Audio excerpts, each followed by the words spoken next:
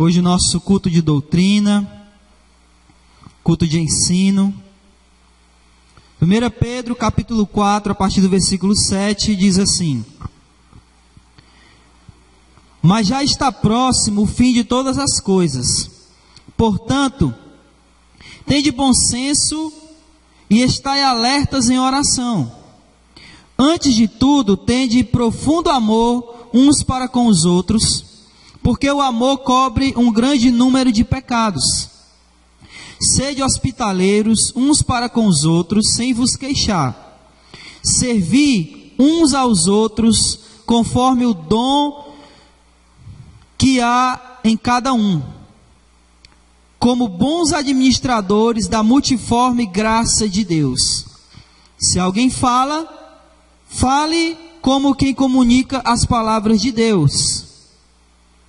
Se alguém serve, sirva segundo a força que Deus concede, para que em tudo Deus seja glorificado por meio de Jesus Cristo, a quem pertencem a glória, o domínio, para todos sempre.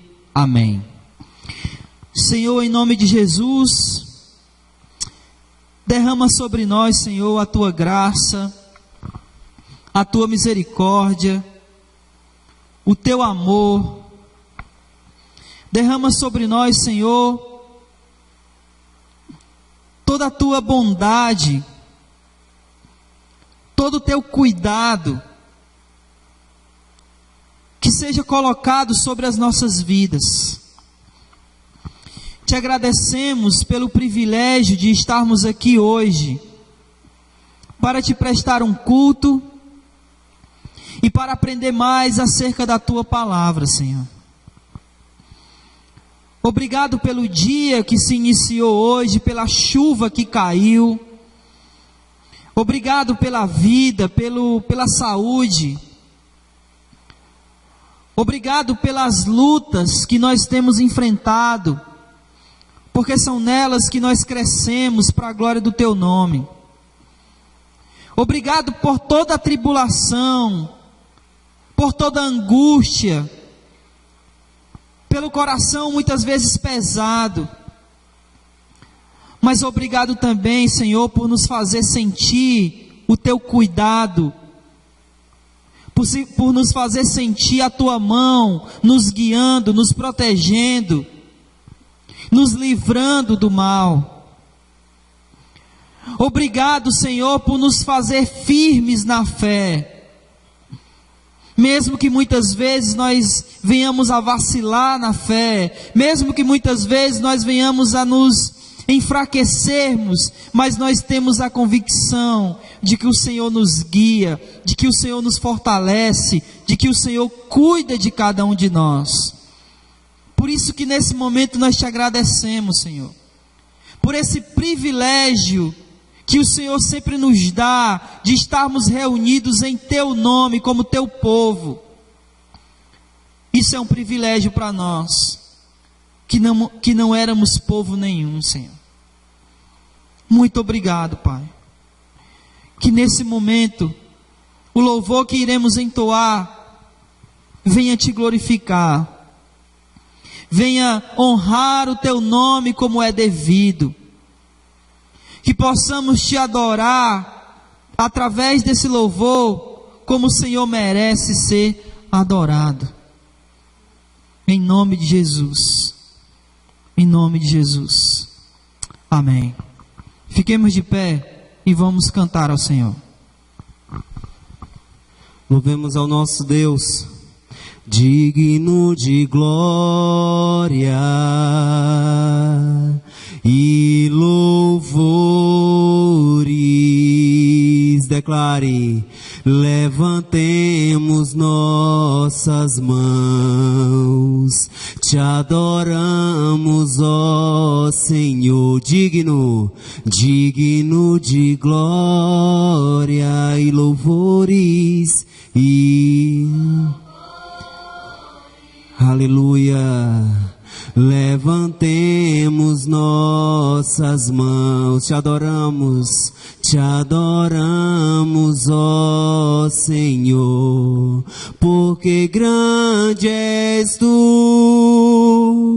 maravilhas fazes tu, não há outro igual a ti, não há, não há outro além de ti, porque grande és tu, maravilhas fazes tu, não há outro igual a ti. Diga, não há, não há outro além de ti, Senhor, Ele é digno, digno de glória é o nosso Deus, e louvores.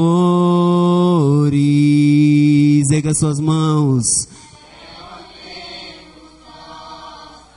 e te adoramos, Deus, te adoramos, ó Senhor. Ele é digno, digno de glória, tu és digno, Deus, e louvores. Levantemos,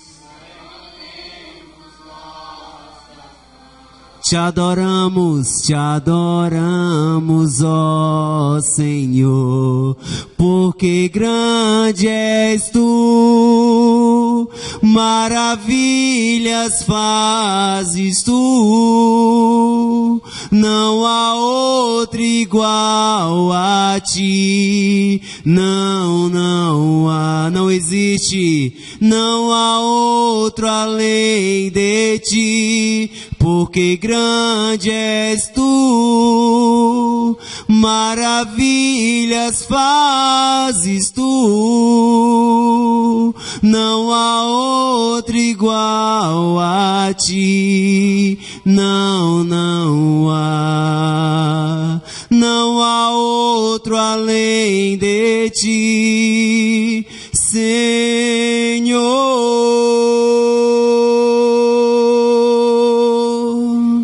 Tu não habitas em tendas, nem em templos feitos por mãos, eterno, perfeito, princípio e fim, acima das religiões. Vamos declarar: não há nada no céu, na terra ou no mar, semelhante a ti, Senhor. Tua imagem está revelada em nós, expressando teu amor incomparável, Senhor, tu és. Tua voz ressoa como um trovão, e as nuvens são o pó dos teus pés, incomparável, Senhor, tu és.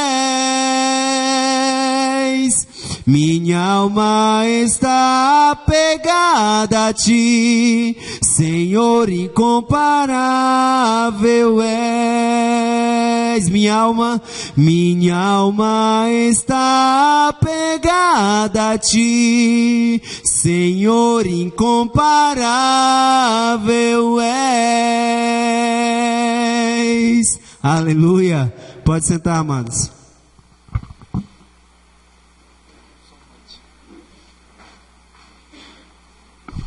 Amém, glória a Deus. Mais uma vez, que a graça e a paz do nosso Senhor e Salvador Jesus estejam com todos nós. Amém. Vamos novamente fazer a leitura do texto de 1 Pedro, capítulo 4, dos versículos 7 ao 11, dando continuidade e já prosseguindo para o final desse estudo da carta de 1 Pedro. Então diz assim o versículo 7 de 1 Pedro capítulo 4.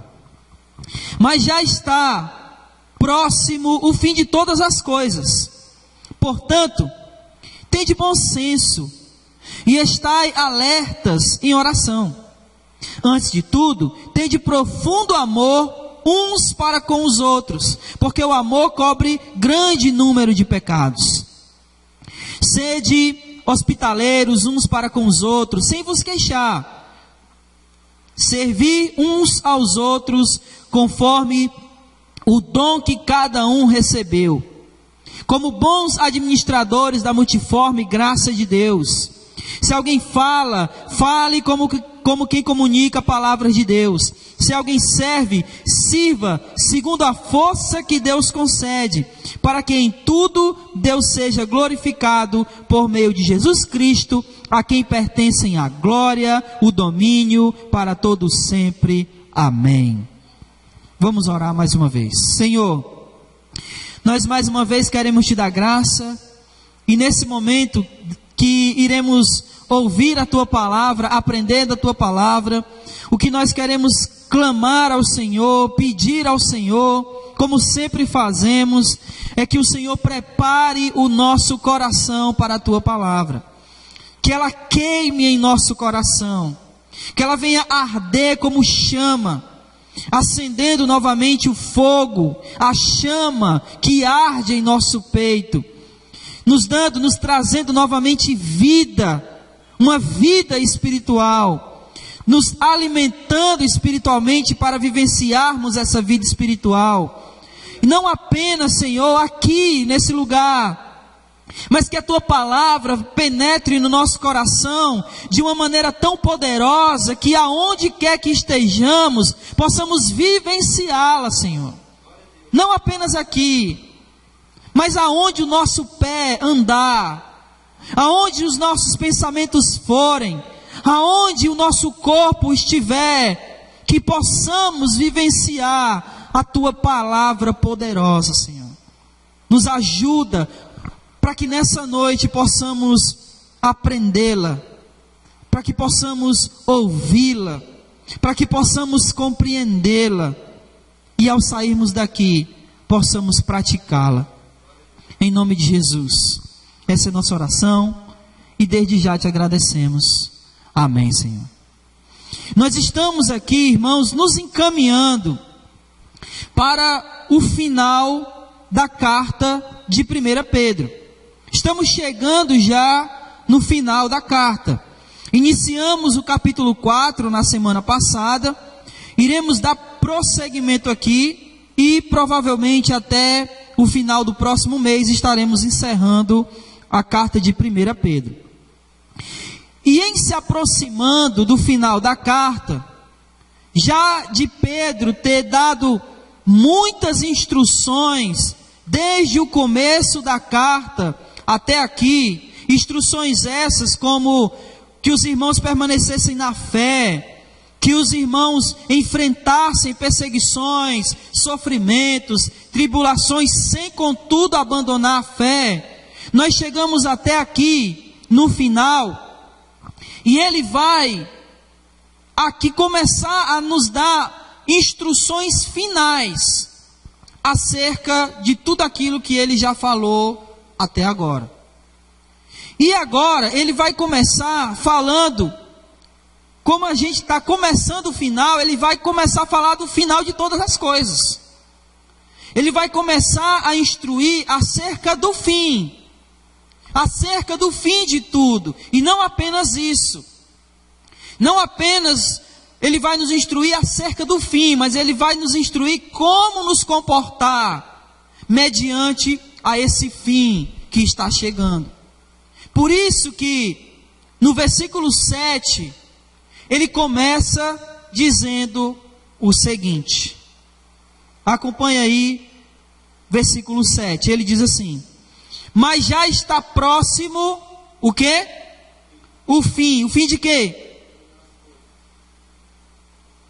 De todas as coisas. O que que Pedro está querendo dizer com isso? O que que Pedro está querendo dizer que com já está próximo o fim de todas as coisas? Pedro está aqui pensando no fim daquele grande plano de Deus. Quando nós pensamos acerca do plano de salvação, não imaginem que o plano de Deus para a salvação da humanidade, ele começa com a vinda de Jesus. Porque a vinda de Cristo é apenas uma parte desse plano que Deus havia estabelecido, como a Bíblia vai dizer, antes da fundação de todas as coisas. Então, o plano de Deus, ele segue alguns passos. E esses passos são criação, queda, redenção e consumação. Então, o mundo já foi criado? Todas as coisas já foram criadas? Já. Já aconteceu a queda? Já. Já houve a redenção? Já, com Cristo na cruz. Agora está faltando o quê? A consumação. Calma, não é aqui dentro.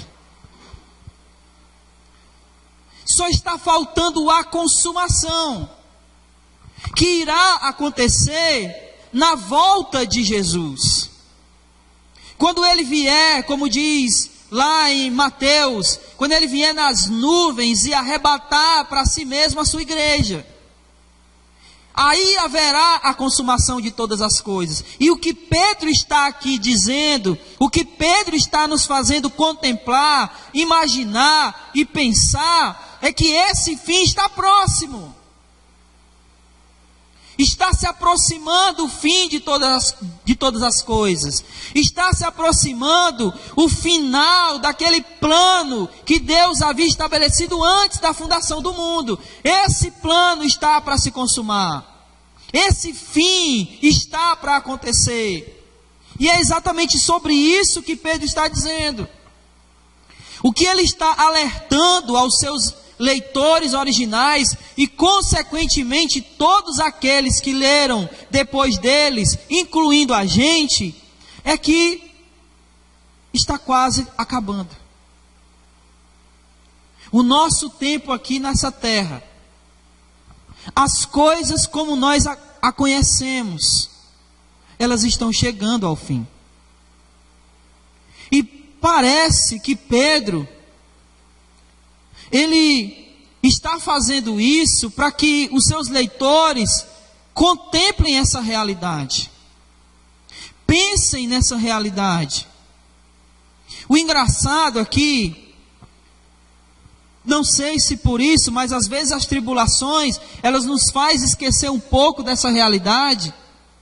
Mas o fato é que aqui havia passado apenas aproximadamente 30 a 35 anos que Jesus havia subido. No máximo 35 anos. E Pedro já estava aqui relembrando a eles, falando para eles que o fim estava próximo. Fazendo com que eles viessem trazer isso à memória. Para que eles não esquecessem que haveria um fim. Que a vida aqui não é uma vida para sempre.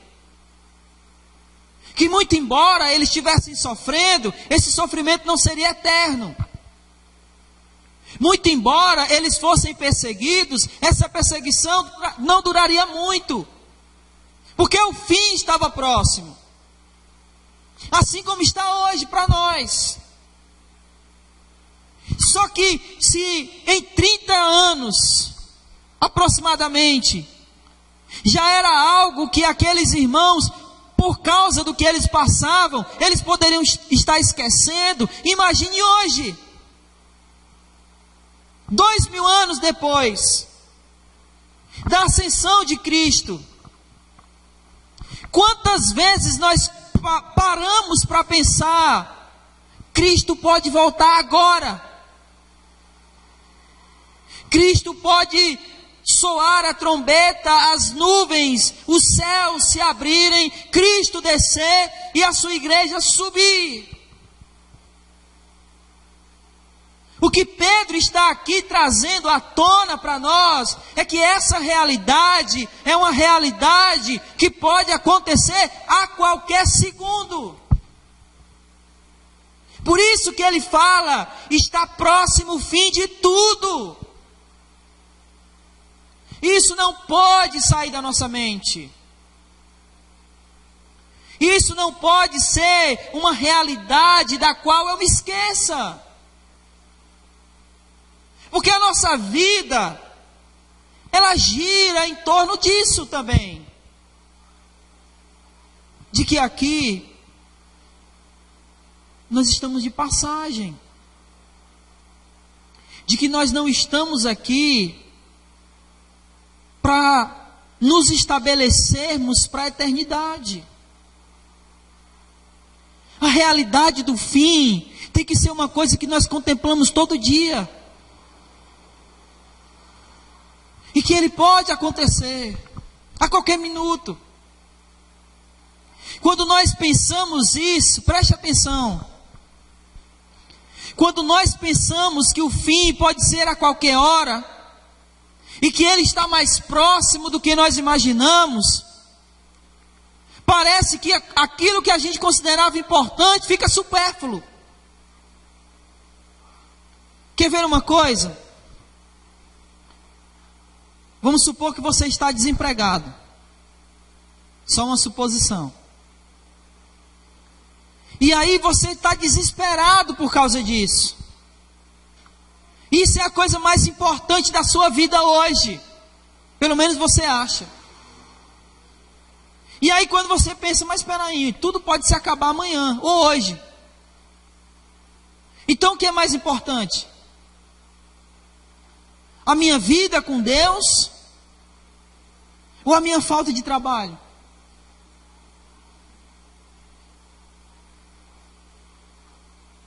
Entende como... E eu quero deixar bem claro, não estou dizendo que a falta de trabalho não seja uma coisa importante da nossa vida, não é isso. Eu estou dizendo que a vida com Deus é mais importante do que qualquer coisa.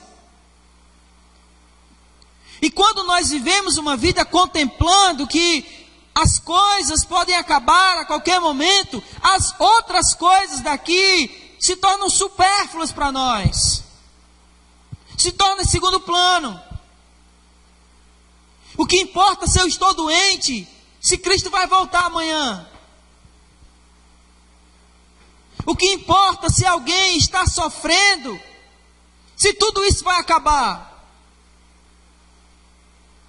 É essa realidade que ele está trazendo à tona na mente daqueles irmãos que estavam sendo perseguidos. O fim está próximo.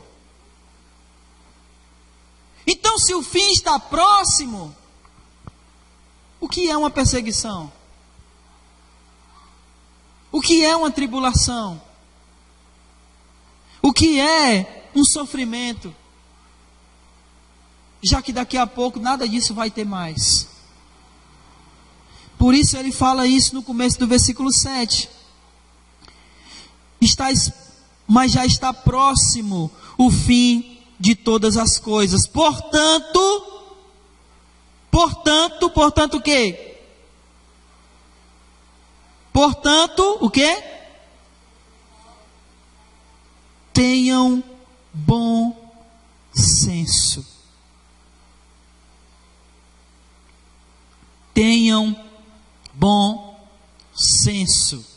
E o que é ter bom senso? Ora, se o fim está próximo, sejam sensatos. Se o fim está próximo, reflita sobre as situações. Se o fim está próximo, tenha uma mente sensata, avalie as coisas com maturidade. Vale a pena a gente ficar brigado com alguém, já que o fim está próximo? Vale a pena eu deixar de me relacionar com os irmãos, se o fim está próximo? Vale a pena eu estar brigando por coisas tão bobas e pequenas, se o fim está próximo? Não vale. Então tenham bom senso. Reflitam. Pensem. Ajam com maturidade. Porque o fim está próximo. É isso que Pedro está dizendo. Se o fim está próximo, tenha bom senso. Dê importância àquilo que é importante. Se o fim está próximo, reflitam, tenham maturidade nas suas decisões, porque o fim está próximo. Se o fim está próximo, não vamos mais nos entregar aos prazeres, porque o fim está próximo. Tenha bom senso, vai acabar. Se o fim está próximo, tenha bom senso. Viva a sua vida. Viva a sua vida de acordo com a vontade de Deus. Tenha bom senso. E não apenas isso. Tenha bom senso, porque está próximo o fim de todas as coisas, e estai alertas em oração. Estai alerta em oração. Não é só uma questão de ter o bom senso, refletir sobre as coisas e estar alerta para as tentações. E a gente está orando. Esses dias eu estava conversando com alguém, estávamos falando sobre problemas em igrejas. E todas as igrejas que você imaginar, elas têm problemas. Só que há períodos onde as igrejas passam por um momento de paz, de pacificação, onde os irmãos estão todos em harmonia, todos em comunhão. E são exatamente nesses momentos que há uma ação do inimigo dentro da igreja para tentar acabar com essa harmonia. Então o que a gente precisa ter? Bom senso e atenção, vigilância, para perceber as investidas de Satanás. E tendo percebido as investidas de Satanás, o que a gente vai fazer? Orar. É isso que Pedro está dizendo aqui. O fim está próximo. Então, se o fim está próximo, tenham bom senso e estejam alertas em oração. Amém? Se o fim está próximo, tenham bom senso e estejam alertas em oração. E aí, como é que a gente vai ter bom senso? Como é que a gente vai estar alerta? E aí ele vai começar a falar algumas coisas aqui a partir do versículo 8. Preste atenção. Ele diz: antes de tudo, tende profundo amor uns para com os outros. Antes de vocês estarem alertas, antes de vocês terem o bom senso, amem. Mas não amem de qualquer jeito. Amem profundamente. Amem profundamente. Amem com sinceridade. Amem fervorosamente, ardentemente. Como diz João lá na sua carta, não ame só de boca, mas de fato e de verdade. 1 João 3,18. O nosso amor, ele não tem que ser, o amor pelos irmãos, não tem que ser um amor onde eu apenas digo, mas tem que ser um amor onde a ação precisa ser vista. Eu preciso agir de tal maneira que os irmãos percebam que eu os amo. Não apenas dizer, irmãos, eu amo vocês. Amém. Mas se eu disser para vocês que os amo, e agir de uma maneira como se eu não os amasse, o que você vai acreditar? Você vai acreditar no que eu falo? É óbvio que não. É isso que Tiago vai dizer lá na sua carta. Olha, se você ama o seu irmão e ele chega te pedindo alguma coisa para comer e você o despede, que amor é esse? Então o amor profundo que ele está falando aqui é um amor ardente, é um amor fervoroso, é um amor sincero, é um amor que vem com ações. E não só com palavras. É isso que Pedro está falando. Antes de tudo, tende profundo amor uns pelos outros. Por quê? Aí ele termina. Porque o amor cobre um grande número de pecados. O que ele está dizendo? Olha, quem ama, encobre os pecados dos outros. É isso que ele está dizendo? E o que ele está dizendo então? Olha, vamos ler de novo. Antes de tudo, tende profundo amor uns para com os outros, porque o amor cobre grande número de pecados. E agora? Como é que está escrito aí na revista atualizada? Cobre. Na NVI, Peu? Perdoa. É exatamente isso que o texto está dizendo. Quando você ama, você perdoa. O amor traz perdão. Foi exatamente isso que Deus fez conosco. Por isso que ele está dizendo, olha, antes de tudo, ame. Porque o amor gera perdão. O amor perdoa a ofensa. E nós temos que agir assim, por quê? Por que a gente tem que nos amar? Por que a gente tem que amar? Porque o amor perdoa. Por que tudo isso? Porque é dessa maneira que a gente tem que viver. Por quê? Porque o fim está próximo. Se o fim está próximo, vamos nos amar profundamente. Se o fim está próximo, vamos nos amar sinceramente, de fato, de verdade, com ações. Porque é essa a maneira que nós temos que proceder, que viver, que agir uns para com os outros. Isso é ter bom senso. Se eu tenho bom senso, eu vou amar, porque o fim está próximo. Se eu tenho bom senso, se o fim está próximo, eu vou ter bom senso. E eu vou estar atento em oração, porque eu amo. Todos os versículos estão ligados aqui. Nós temos que nos amar profundamente, porque o amor perdoa. E eu tenho que perdoar, porque o fim está chegando.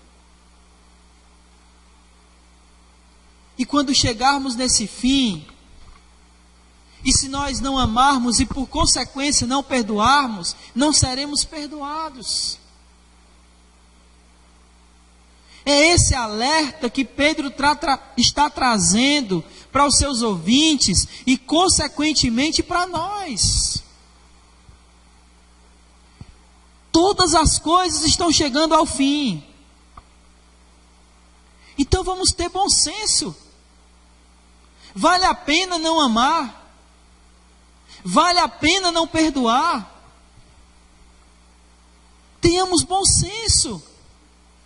Estejamos atentos às ciladas de Satanás, nos dizendo, olha, a pessoa lá não ama, não merece o seu amor. Fulano de tal lá não merece o seu perdão. Estejamos atentos a essas ciladas. E oremos.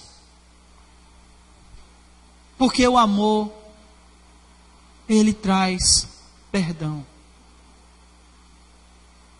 E nós precisamos amar e perdoar, porque o fim está próximo. Amém? E não apenas isso. Se o fim está próximo, eu não tenho apenas que amar. Ou melhor, eu tenho que amar. Mas o amor, ele não traz só perdão.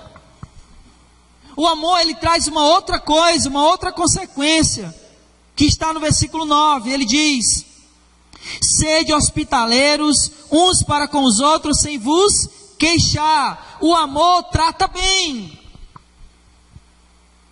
O amor faz com que nós sejamos hospitaleiros.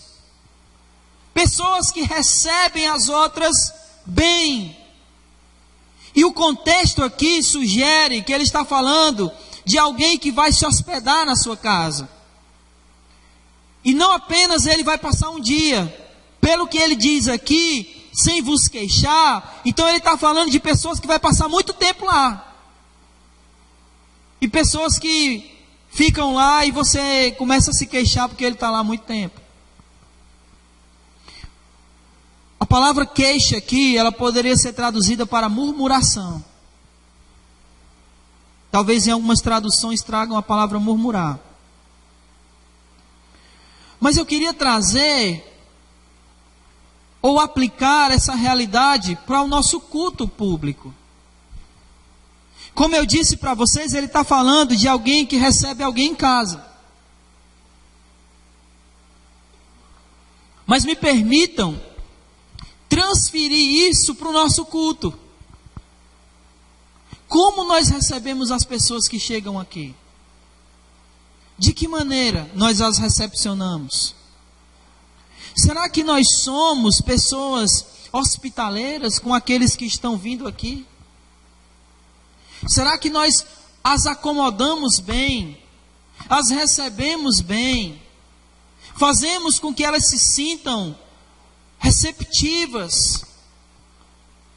Fazendo com que elas se sintam à vontade por estar aqui e, por consequência, elas consigam não apenas adorar a Deus juntamente conosco, mas ouvir a palavra de Deus, que pode transformar suas vidas.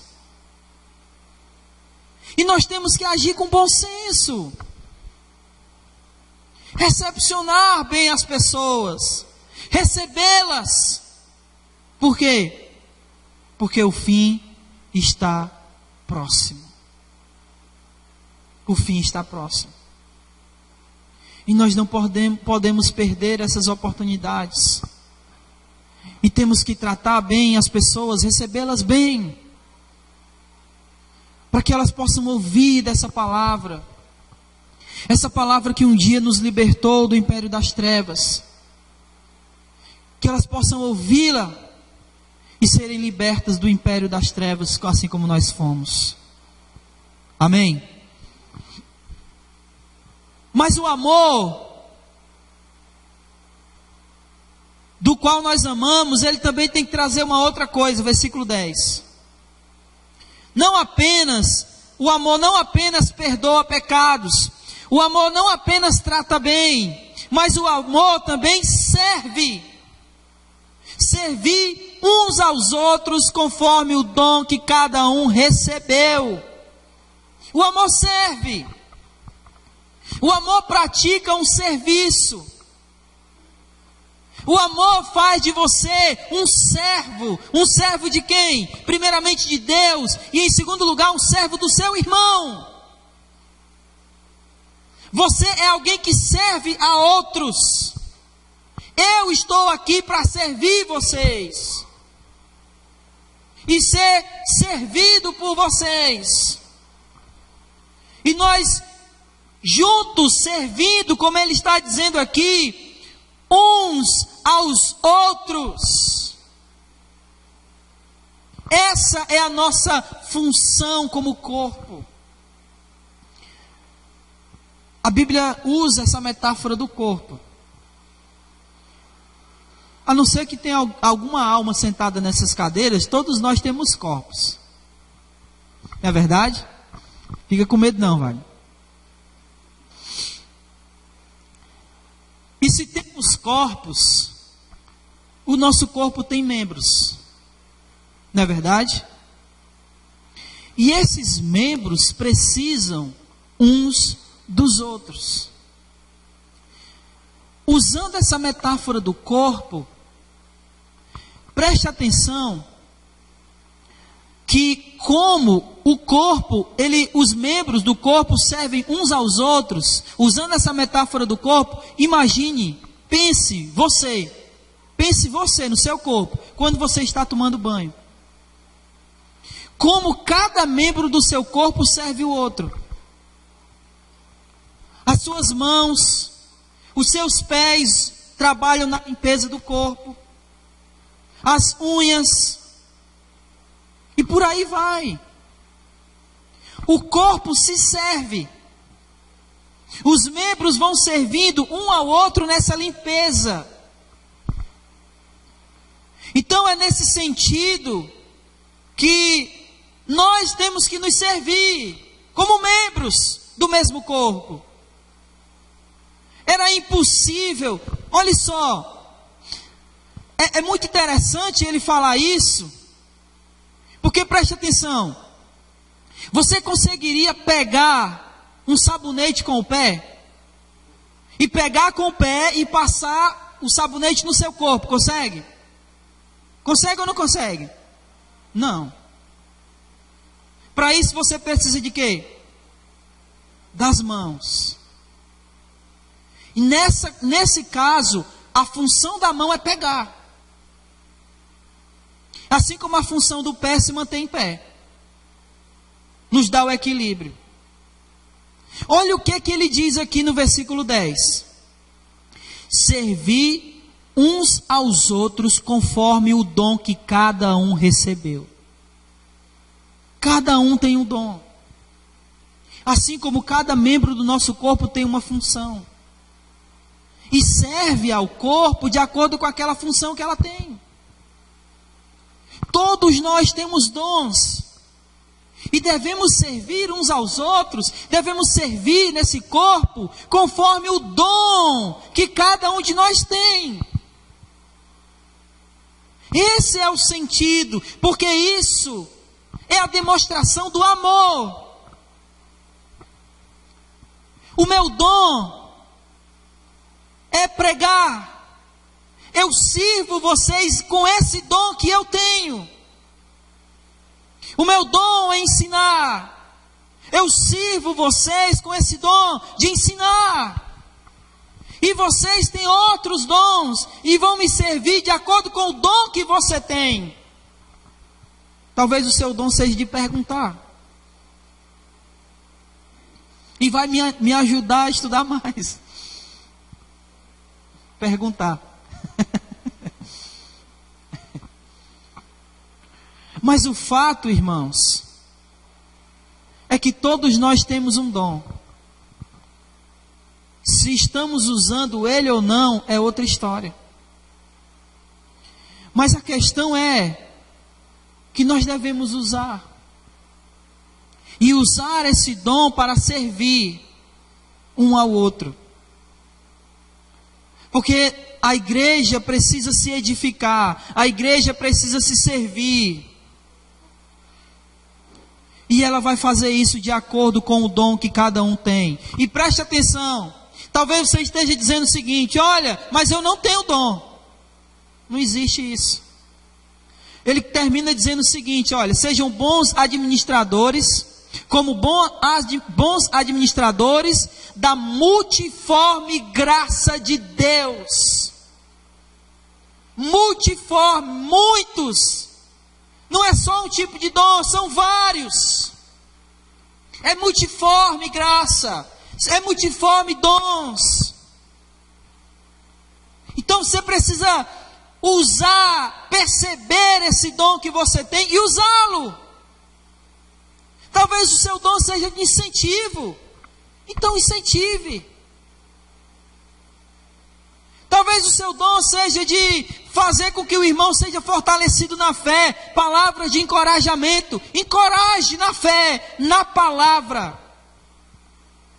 Não use aqueles clichê, né? Deus vai te dar vitória. Não, isso não. Isso não. Fortaleça o irmão na palavra. Se esse for o seu dom, faça isso, fortaleça. Mas use o seu dom para servir uns aos outros. Olhe só. Não deixe de usar o dom que você tem. Olha o que ele diz. Como bons administradores. Administre, use, pratique, ponha em prática esse dom que Deus te deu. Amém? Porque isso é amar. Quando eu uso o meu dom, para a edificação do corpo, quando eu uso o meu dom para servir os irmãos, eu estou demonstrando que eu amo o irmão. Consequentemente, eu estou tendo bom senso. E eu estou fazendo isso por quê? Porque o fim está próximo. E para finalizar, ele diz assim: se alguém fala, é interessante, né? Se alguém fala, fale como quem comunica as palavras de Deus. Amém? Se alguém fala, e quando ele está dizendo isso, se alguém fala, ele está se referindo não ao dom de falar, o dom da fala.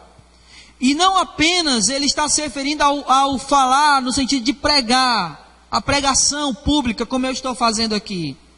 Provavelmente ele possa estar se referindo ao evangelismo, ao ensino, ou até mesmo, quem sabe, talvez, ao louvor, o cantar. Então, quando você fizer isso, preste atenção, que quando você estiver ensinando, evangelizando ou cantando a palavra de Deus, lembre-se do peso da responsabilidade. Que o que você está pregando, ensinando ou cantando é a palavra de Deus. Não são pensamentos seus, não são ideologias. É a palavra que está sendo ensinada.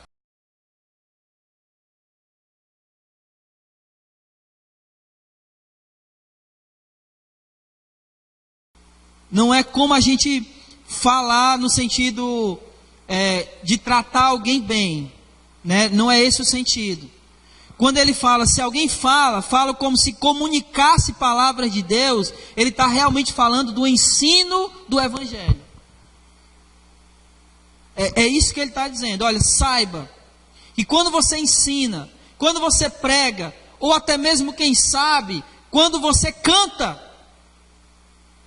pense na responsabilidade que você está carregando. É a palavra de Deus que você está comunicando. Esse é o sentido que ele está trazendo aqui. Se alguém serve, sirva segundo a força que Deus concede, para que em tudo Deus seja glorificado. Então, por que eu tenho bom senso? Por que eu estou alerta e em oração? Por que eu amo? Por que eu trato as pessoas bem? Por que eu uso meus dons para servir? Por que eu faço tudo isso? Por que eu trago esse peso da responsabilidade da pregação? Por quê? Para que Deus seja glorificado. Essa é a função. Eu vou amar para Deus ser glorificado. Eu vou servir para Deus ser glorificado. Eu vou estar alerta em oração para que Deus seja glorificado. Tudo que fazemos é para a glória de Deus. Essa é a nossa função como igreja. E nós temos que fazer isso cada vez mais, porque o tempo está chegando ao fim. É tudo isso aqui que Pedro está lembrando aos seus leitores. Eu não posso parar de fazer.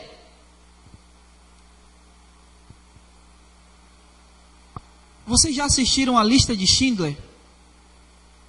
Eu aconselho a assistir esse filme. Esse filme acontece na segunda... A história da Lista de Schindler acontece na Segunda Guerra Mundial, quando Hitler, ele mata, né, os judeus. E Schindler era um alemão. Ele tinha uma fábrica, ele tinha muito dinheiro, e alguns judeus que estivessem produzindo, estivessem trabalhando, eles não seriam levados para os campos de concentração para morrer. Então o que Schindler fez? Ele empregou o máximo de judeus que ele podia na fábrica dele. O gerente da fábrica disse, mas a gente não tem mais vaga. Ele, bota aí. E ele ficou pobre, para poder salvar o máximo de judeus que ele podia. E quando o filme termina, ele está sentado olhando para um anel do dedo dele, dizendo: esse anel valeria mais 3 judeus. Então é esse o sentido. O dia, as coisas estão acabando. Vamos amar mais as pessoas, vamos pregar mais o Evangelho, porque a gente pode chegar no fim e dizer: eu poderia ter pregado para aquela pessoa, e seria mais um que poderia estar subindo com a gente. Mas a gente ficou calado e não comunicou a palavra de Deus, e essas pessoas não foram por omissão nossa. Os dias estão acabando, irmãos. Jesus voltará a qualquer instante. Que possamos agir com bom senso, sem perder as oportunidades de amar, de perdoar e de servir, sem perder a oportunidade de tratar bem as pessoas, e sem perder a oportunidade de glorificar o nome do nosso Deus. Amém?